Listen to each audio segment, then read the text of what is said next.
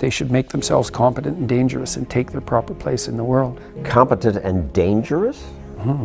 Why dangerous? Because it's the alternative to being weak. And weak is not good. The people who shoot up the high schools, they're weak. They're weak. How is it good to be dangerous? Because it makes you formidable. And life is a very difficult process. You're not prepared for it unless you have the capacity to be dangerous. I always equated training to mental toughening. I was like, wow, man, I gotta start doing that. Not to get better, bigger, and stronger, but that is what's gonna build me. That looks uncomfortable. That looks brutal. And getting up early, I don't wanna do that. So I made this long list of things that I don't wanna do.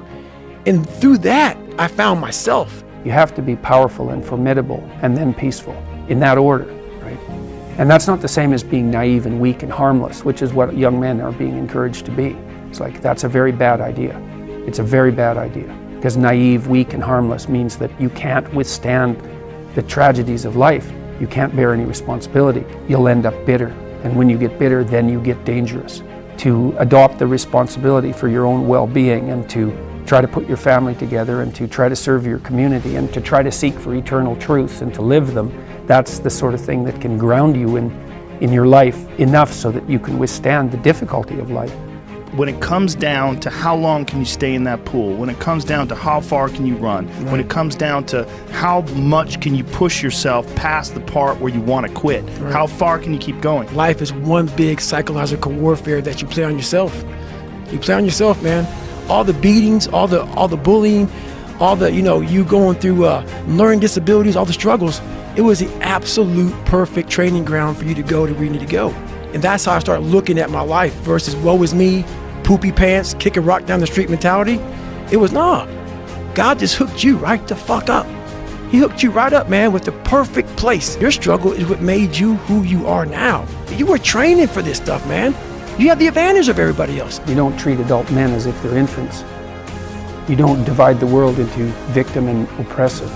There's an entire literature, psychoanalytic literature, on the dangers of over-compassion, hyper-protectiveness, helicopter parenting, all of that. When you have children, you have to encourage them. You have to encourage them to take risks because they have to grow up and take their place in the world. You can't protect them too much because if you do, you destroy them. That's the motif of Hansel and Gretel, right? Two kids lost in the woods. They find the gingerbread house. That's a little bit too good to be true, right? It's not only shelter when you need it, but it's candy. What lives inside the house that's too good to be true? The witch that devours you, right? That's excess compassion. So you don't want your mother to do everything for you, that's for sure.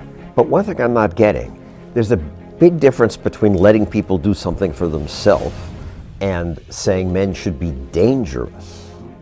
By dangerous, that implies I should be ready to threaten someone, to hurt somebody. No, you should be capable of it. But that doesn't mean you should use it. There's nothing to you otherwise. Like if you're not a formidable force, there's no morality in your self-control. If you're incapable of violence, not being violent isn't a virtue. People who teach martial arts know this full well, right? If you learn a martial art, you learn to be dangerous, but simultaneously you learn to control it. Both of those come together. And the combination of that capacity for danger and the capacity for control is what brings about the virtue. Otherwise you confuse weakness with moral virtue. I'm harmless, therefore I'm good. It's like, no, that isn't how it works. That isn't how it works at all. If you're harmless, you're just weak. And if you're weak, you're not going to be good. You can't be, because it takes strength to be good. It's very difficult to be good. I struggled my whole life, but I ran from it. So I started realizing, man, I gotta start facing the struggle and I gotta be mentally strong for the struggle. I'm training for life.